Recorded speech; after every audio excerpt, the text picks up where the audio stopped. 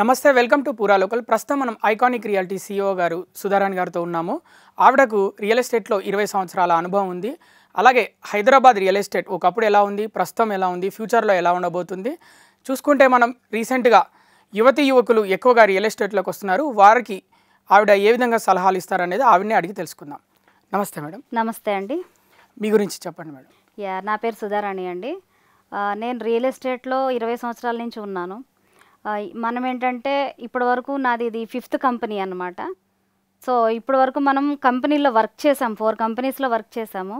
Iconic reality అనేది మన కంపెనీనే. So దీంట్లో నేను CEOగా ఉన్నానండి. మనకి అదేంటి ఏదైతే వెంచర్స్ ఉన్నాయో ఇప్పటి వరకు కస్టమర్స్ కానీ మార్కెటింగ్ వాళ్ళు కానీ అందరికీ ఇప్పుడు సర్వీస్ చేయాలని మనం మార్కెట్లోకి వచ్చామండి. Okay madam. Hyderabad real estate ఒకప్పుడు ఎలా ఉంది, ప్రస్తుతం ఎలా ఉంది, ఫ్యూచర్లో ఎలా ఉండబోతుంది? హైదరాబాద్ రియల్ ఎస్టేట్ అంటే ఒకప్పుడు రియల్ ఎస్టేట్ అంటే అందరికీ ఒక దందాలాగా జనాలు ఏజెంట్లు బ్రోకర్స్ ఇలాగ అనేవాళ్ళండి. ఇప్పుడు మాత్రం అంత ప్రొఫెషనల్స్ చాలా అంటే చాలా పద్ధతిలో పనిచేస్తున్నారు. సో ఇప్పుడు రియల్ ఎస్టేట్ చాలా అవేర్నెస్ వచ్చింది. ఇంతకుముందు ఒక ప్లాట్ కొనాలంటే పెద్దవాళ్ళు వచ్చేవాళ్ళు. ఇప్పుడు 25 years 22 years ఉన్న పిల్లలకు కూడా మంచి అవగాహన ఉంటుందండి. మన ఇంటర్నెట్ గూగుల్ వల్ల కానీ లేకపోతే మన వాళ్ళు ప్రతిదీ అప్లోడ్ చేయటము దాంట్లోని ఏదైతే అప్రూవల్స్ కానీ ఇవన్నీ కూడా వాళ్ళకి rules and regulations document check చేయటం. ఫస్ట్ చెప్పాల్సింది డాక్యుమెంట్ చెక్ చేయటం కూడా. ధరణి పోర్టల్స్ కానీ ఇటువంటివన్నీ కూడా చాలా బాగా వచ్చినాయి. యువత అంటే చాలా బాగా చూస్తున్నారు. ఈ మార్పుకైతే మాలాంటి వాళ్ళం చాలా సంతోషిస్తున్నాం అన్నమాట. అంత మార్పు ఉంది. అప్పటికి ఇప్పటికి చాలా చేంజెస్ ఉన్నాయండి. రియల్ ఎస్టేట్ అంటే ఒకప్పుడు 40 సంవత్సరాల పైబడిన వారు అంటే ఇప్పుడు వైట్ షర్ట్ వైట్ పాయింట్ వేసుకొని కొంచెం పొలిటికల్ బ్యాక్గ్రౌండ్ ఉన్న వాళ్ళే రియల్ ఎస్టేట్లో ఉండేవారని ఒక అది ఉండేది. మరి ఇప్పుడు ఎలా ఉంది మేడం ఇప్పుడు రియల్ ఎస్టేట్? అదే అండి, ఇప్పుడు అప్పుడు ఏంటంటే అందరూ కూడా వైట్ అండ్ వైట్ వేసుకునేవాళ్ళు, క్రెటా కార్లో తిరిగేవాళ్ళు, ఒంటి నిండా బంగారం వేసుకునేవాళ్ళు. ఇటువంటి వాళ్ళే మొత్తము రియల్ ఎస్టేట్ చేసేది. రియల్ ఎస్టేట్ అంటే అమ్ము అనిపించేది అప్పట్లో. సో అప్పుడు జనాలందరూ భయపడేవాళ్ళు.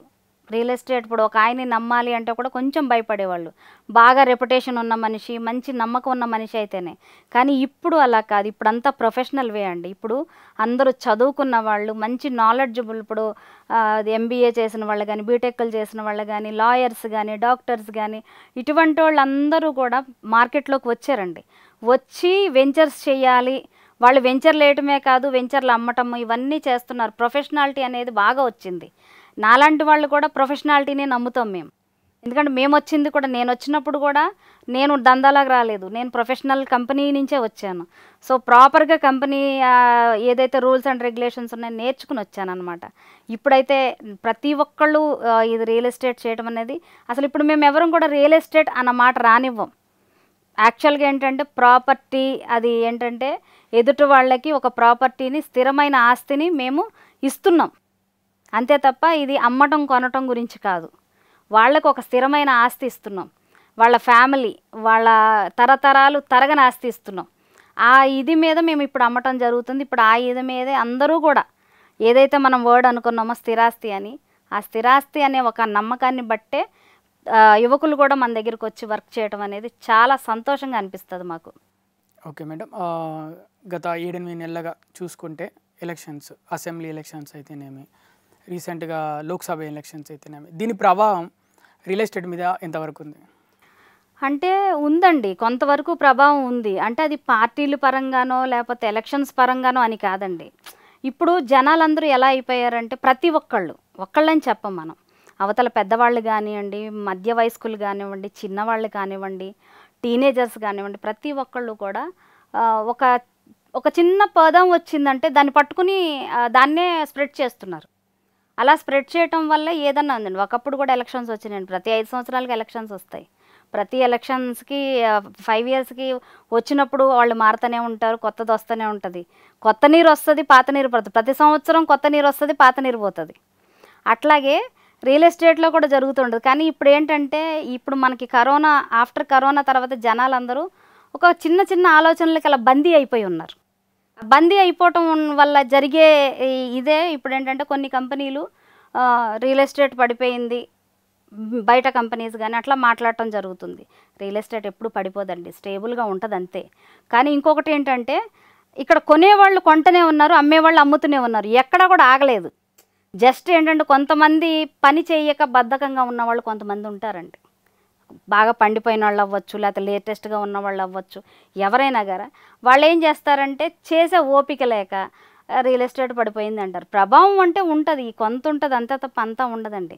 ఇప్పుడు కొనేవాళ్ళు అమ్మేవాళ్ళు లేకపోతే మనకి మార్కెట్ ఎలా నడుస్తుందండి?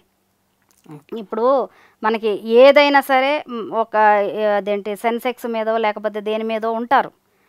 సో ఇవన్నీ నడవాలంటే ఫస్ట్ రియల్ ఎస్టేట్ నడవాలి. భూమి మీద అది అమ్మాలి కొనాలి తప్ప కొంటేనే ఎక్కువ అనేది మనిషికి కనిపిస్తుంది, మార్కెట్ నడుస్తుంది. అది జరగని రోజున మొత్తం స్తంభించిపోద్దండి. ఎక్కడా కూడా ఈ 7-8 నెలల్లోనే అందరూ అన్నట్టుగా మేమైతే కూర్చోలేదండి ఇంట్లో. నేనైతే 100% కూర్చోలేదు. నేను ఎప్పుడూ భూముల చుట్టూ తిరుగుతూనే ఉంటాను, అమ్మేవాళ్ళకి అమ్ముతూనే ఉంటాను, కొనేవాళ్ళ దగ్గర కొనిపిస్తూనే ఉంటాను, అన్నీ చేస్తూనే ఉంటాను.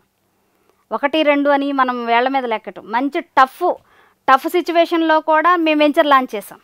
మార్చి 31వ తారీఖున నేను వెంచర్ లాంచ్ చేసి ఈ రోజు వరకు 50% అమ్మాను. ఎక్కడుంది మేడం మీ వెంచర్? ఎక్కడుంది? మా వెంచర్ వచ్చేసి సదాశివపేట అండి, ముంబై హైవే కానుకుని ఉంది. చక్కగా 8.5 ఎకరా మేము తీసుకున్నాము. 8.5 ఎకరాలు కూడా డెవలప్మెంట్స్, మనకి రేరా, డిటిసిపి అప్రూవల్ ఇవన్నీ ఉన్నాయి. బ్యాంక్ లోన్స్ కూడా ఇప్పటి వరకు సంగారెడ్డి నుంచి జహీరాబాద్ వరకు డిటిసిపి అప్రూవల్ లేఅవుట్లో బ్యాంక్ లోన్స్ ఓన్లీ ఫైనాన్స్ కంపెనీలు తీసుకొచ్చారు. బట్ మేము మంచిగా ఎస్ బ్యాంక్ నుంచి, టాటా క్యాపిటల్ నుంచి కూడా నేను లోన్స్ తెప్పించాను. ఆల్రెడీ రిజిస్ట్రేషన్స్ కూడా కంప్లీటెడ్. డిటిసిపి వెంచర్కి హెచ్ఎండిఏ వెంచర్కి తేడా ఏంటి మేడం, డిఫరెన్స్? మంచి క్వశ్చన్ అండి. డిటిసిపి వెంచర్కి హెచ్ఎండిఏ వెంచర్కి చాలా తేడా ఉండింది ఒకప్పుడు, బట్ ఇప్పుడు లేదండి. ఇప్పుడు మనకి దగ్గర ఆఫ్టర్ కరోనా తర్వాత కొంచెం రూల్స్ అండ్ రెగ్యులేషన్స్ చేంజ్ అయినాయండి. అంటే మనకి ధరణి పోర్టల్ రావటము, తర్వాత డిటిసిపిలో యాజ్ పర్ నామ్స్ ఏంటి, హెచ్ఎండిఏలో యాజ్ పర్ నామ్స్ ఏంటి అనేది ఉంటాయన్నమాట. ఇప్పుడు చూడండి, హెచ్ఎండిఏ చూసుకుంటే మనకి 30 ఫీట్ రోడ్లు, 40 ఫీట్ రోడ్లు ఇచ్చేవాళ్ళు. తర్వాత under ground drainage, under ground electricity, లేకపోతే నార్మల్ ఎలక్ట్రిసిటీ ఇట్లాంటివి ఇచ్చేవాళ్ళు. కానీ మనకి ఆఫ్టర్ కరోనా తర్వాత ఏదైతే ధరణి పోర్టల్ వచ్చిందో దానికి ముందు డిటిసిపి వీళ్ళు కూడా చేంజ్ చేశారండి. చెప్పాలంటే ఇప్పుడు హెచ్ఎండిఏ కంటే డిటిసిపి ఎక్కువ మంచి డెవలప్మెంట్స్ ఉన్నాయండి. ఎందుకంటే డిటిసిపి వాళ్ళు ఆ విధంగా పనిచేస్తున్నారు. అంటే హెచ్ఎండిఏ వాళ్ళు పనిచేయట్లేదని కాదండి. హెచ్ఎండిఏ లిమిట్స్ అయిపోయిన తర్వాతే మనం డిటిసిపి లిమిట్స్కి వెళ్ళాం ఏదైతే వెంచర్స్ చేస్తున్నామో. కానీ ఇక్కడ 33 ఫీట్ రోడ్లు, 40 ఫీట్ రోడ్లు, 60 ఫీట్ రోడ్లు, 100 ఫీట్ రోడ్లు, 80 ఫీట్ రోడ్లు కానీ 160 ఫీట్, 200 ఫీట్ రోడ్ దాకా వెళ్ళినాయండి, వెంచర్లకి ఇచ్చారు. అటువంటి రోడ్స్ కానీ, under ground drainage, electricity, avenue plantation కానీ, పార్కులు కానీ, పార్కుల్లో కూడా డిఫరెంట్ ఉన్నాయండి, మళ్ళీ ఇన్ఫ్రాస్ట్రక్చర్ ఉన్నాయి.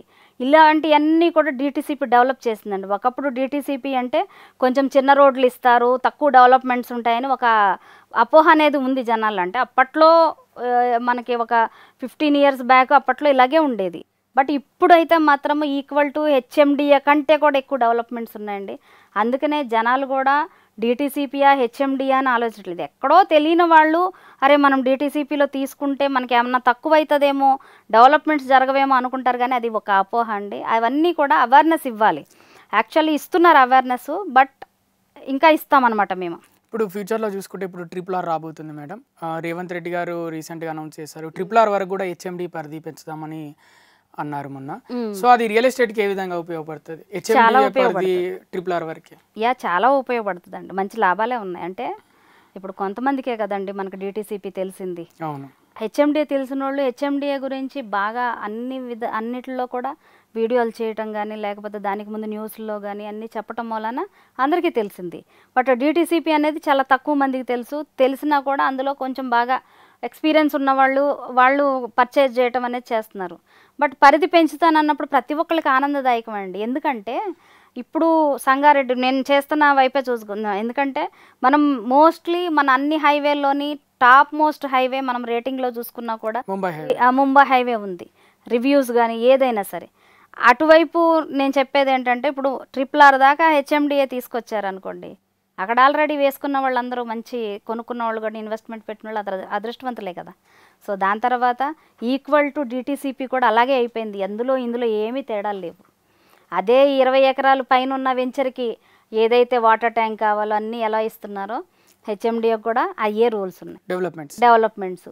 సో అదేవిధంగా జనాలు ఎవరైతే ఆల్రెడీ ఇన్వెస్ట్మెంట్ పెట్టుకున్నారో వాళ్ళు లక్కీ అనుకోవచ్చు. ఇంకా ఏదైతే ల్యాండ్స్ ఉన్నాయి ఇంకా చాలా ఉన్నాయండి. ఆ ల్యాండ్ బ్యాంకింగ్ వాళ్ళు అయినా సరే మళ్ళీ డెవలప్మెంట్లు ఖచ్చితంగా డెవలప్మెంట్లకి ఇవ్వాలి, లేకపోతే అవుట్ రేట్కి అమ్మేసి వెంచర్లు చేస్తే ఇంకా పెరుగుతుందండి. మనకి ఏదైతే ఊర్లో అనేది ఇప్పుడు హైదరాబాద్ కూడా ఒకప్పుడు అలాగే ఉండేది, ఏముండేది కాదు. హైటెక్ సిటీ అయినా సరే ఒకప్పుడు సైబర్ టవర్స్ తప్ప పక్కన శిల్పారామం తప్ప ఏం కనపడేది కాదు నేను మార్కెట్లోకి వచ్చినప్పుడు. కానీ ఈ రోజున చూస్తే ఇసుకేస్తే జనం రాలరు, చక్కగా చుట్టూ బిల్డింగ్లు అలాగే ఉన్నాయి. ఇప్పుడు ఏమైనా బాధపడుతున్నారా మ్యామ్? నేను అప్పుడు ఆ టైంలో సైబర్ టవర్స్ పక్కన హైటెక్ సిటీలో అప్పుడు కనీసం 1 ఎకరం 2 ఎకరాలు తీసుకుంటే ఇది మంచి క్వశ్చన్ అండి. ఇది నా వన్ ఆఫ్ ఎక్స్పీరియన్స్ అనమాట. ఇది ఎలా అంటే నేను 2008లోని నేను రియల్ ఎస్టేట్కి రావటం జరిగిందండి. దానికంటే ముందు నేను బ్యాంక్లో వర్క్ చేసేదాన్ని.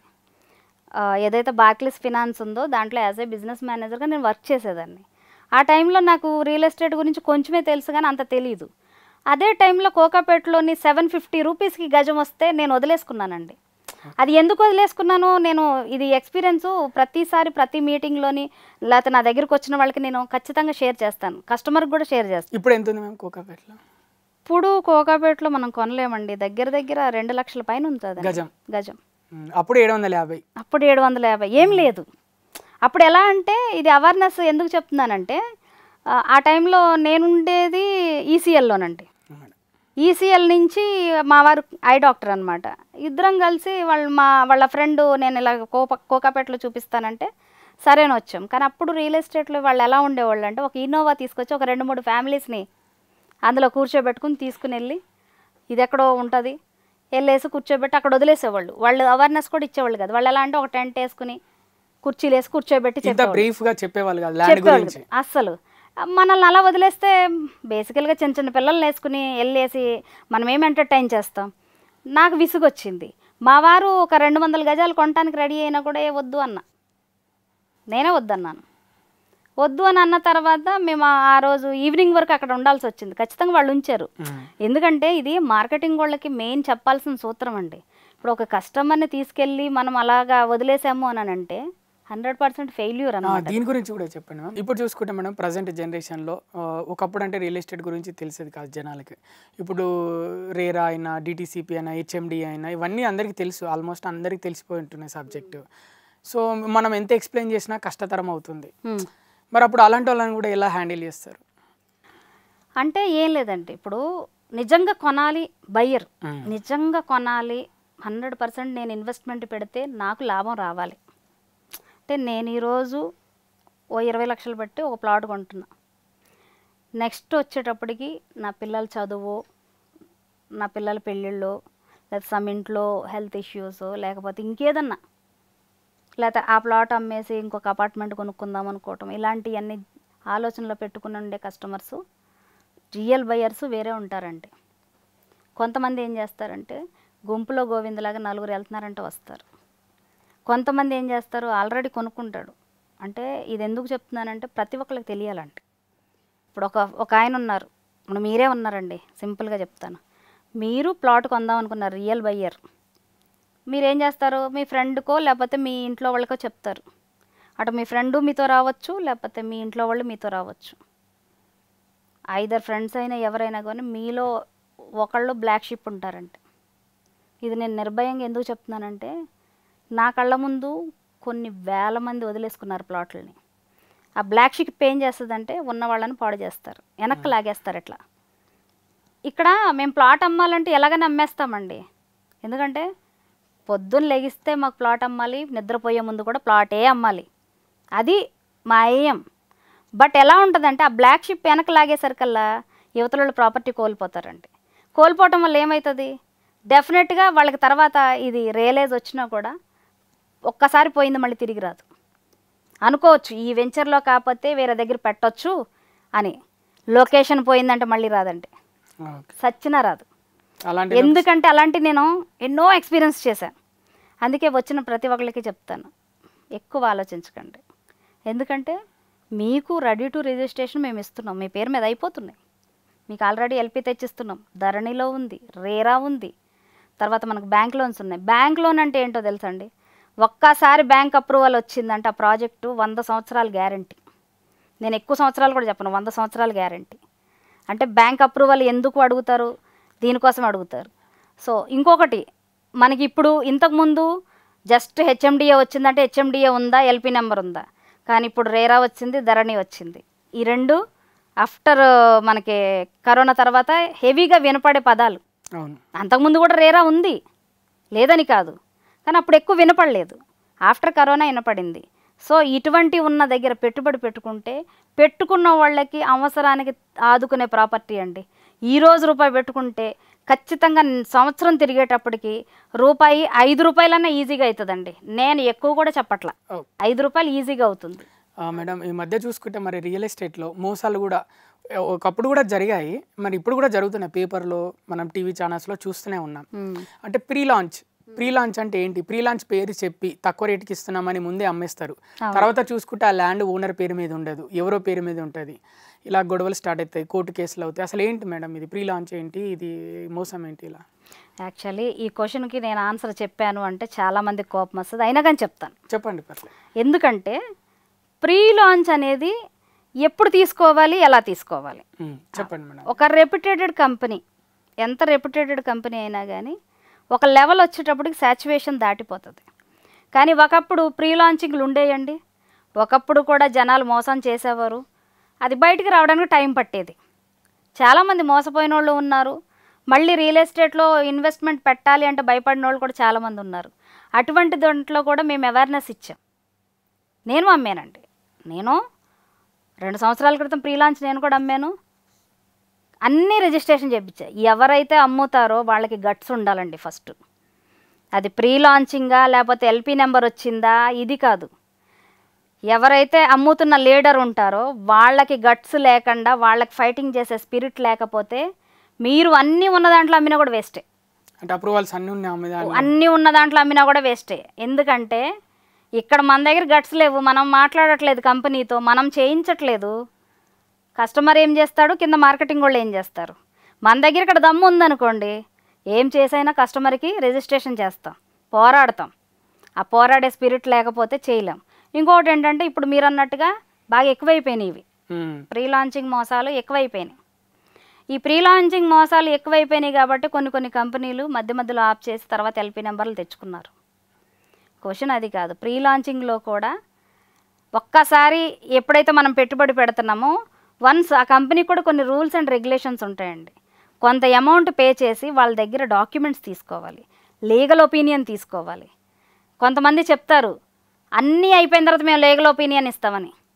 అన్నీ అయిపోయిన తర్వాత ఆ మొత్తం తినేసిన తర్వాత చేతిలో కడుక్కోవాలి, ఏం చెయ్యొద్దు. సో దానికంటే ముందు ప్లేట్లో ఏం పెడుతున్నాము, మనం ఏ కూర పెడుతున్నాము, ఏ చారు పెడుతున్నాము, ఏ నెయ్యి వేస్తున్నాము, ఏ పచ్చడి వేస్తున్నాము, ఏ పొడి వేస్తున్నాము అనేది తెలియాలి కదా. తెలియాలంటే దాన్ని చదవాలి కదా. కానీ ప్రతి ఒక్కళ్ళు ల్యాండ్ కొనేటప్పుడు వాళ్ళు లీగల్ ఒపీనియన్ తీసుకుంటారు. జనాలకి చాలామందికి తెలియదు ఇది. సో ఇప్పుడు కొత్తగా ప్లాట్ కొనబోయే వాళ్ళు ఫస్ట్ లీగల్ ఒపీనియన్ తెలుసుకోమంటున్నారా? అంటే లీగల్ ఒపీనియన్ తెలుసుకోవాలి, కానీ కంపెనీ అందరికీ అలా ఇవ్వదండి. కంపెనీకి కూడా రూల్స్ ఉంటాయి. ఎందుకంటే నేను ఒక మార్కెటింగ్ వాళ్ళ తరపునే కాదు, ఒక కస్టమర్ తరపే కాదు, కంపెనీ తరపున కూడా మాట్లాడాలి. కంపెనీకి కూడా కొన్ని రూల్స్ అండ్ రెగ్యులేషన్స్ ఉంటాయి. ఎందుకంటే వాళ్ళు కోట్లు పెట్టి ల్యాండ్ కొంటారు, కోట్లు అడ్వాన్సులు కడతారు.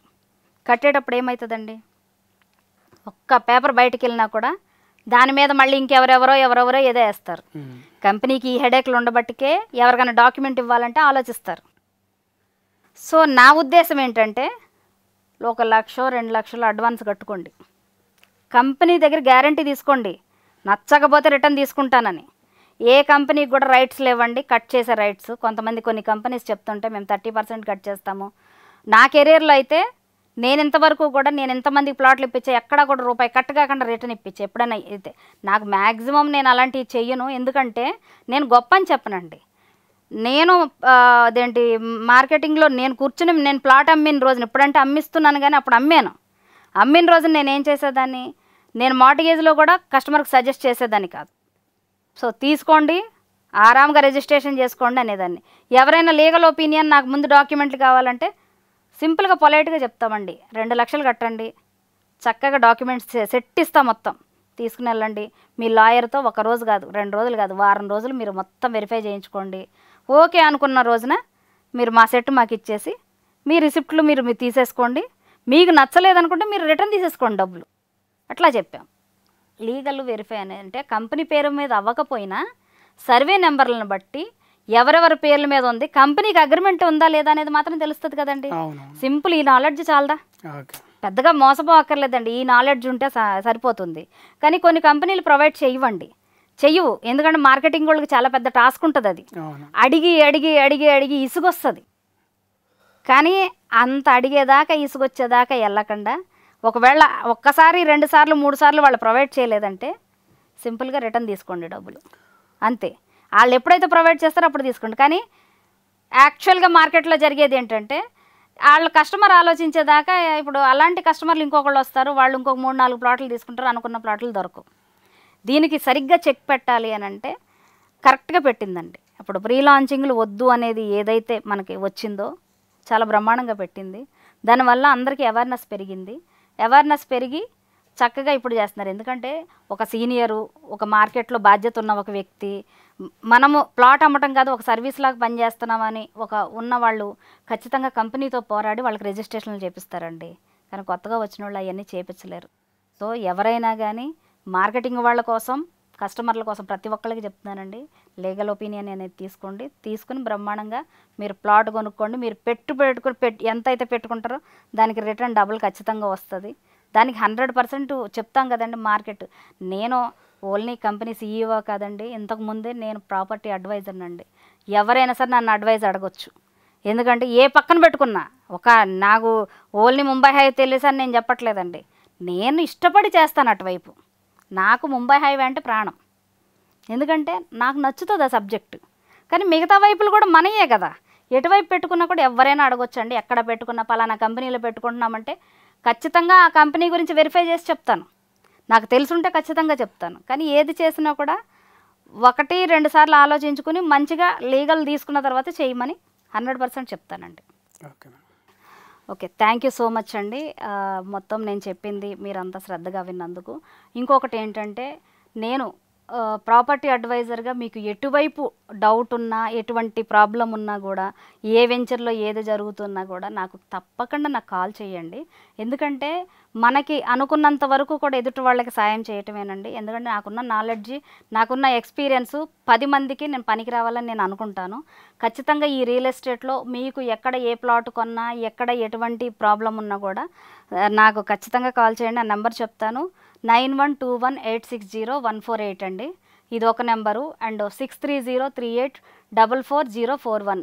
యాక్చువల్గా ఏంటంటే నేను డైరెక్ట్గా నెంబర్లు చెప్పడానికి కూడా కారణం ఒకటే ఉందండి. నా ఛానల్స్లో కూడా నేను ఖచ్చితంగా నా నెంబర్ చెప్తాను కాబట్టి, సో పబ్లిక్ నెంబర్స్ అండి. ఖచ్చితంగా నేను అటెండ్ చేస్తాను. వన్స్ అటెండ్ చేయకపోతే మళ్ళీ 5 మినిట్స్లో తిరిగి కాల్ చేస్తాను. ఎటువంటి అడ్వైస్ కావాలన్నా కూడా ఖచ్చితంగా కాల్ చేయండి. అండ్ మా వెంచర్ వచ్చేసి iconic reality global highway city, Mumbai highway, సదాశివపేటలో ఉందండి. మీరు 100% సేఫ్ అండ్ సెక్యూర్ ఉంటారు. ఖచ్చితంగా తీసుకోవచ్చు. థ్యాంక్ యూ సో మచ్ అండి. చూసారు కదా వ్యూవర్స్, ఇవాటి గెస్ట్ ఐకానిక్ రియాలిటీ CEO గారు సుధారాణి గారు వారి అనుభవాలు మనతో షేర్ చేసుకున్నారు. మళ్ళీ మరొక ఎపిసోడ్లో మరొక గెస్ట్తో కలుద్దాం. అప్పటి వరకు చూస్తూనే ఉండండి పూరా లోకల్.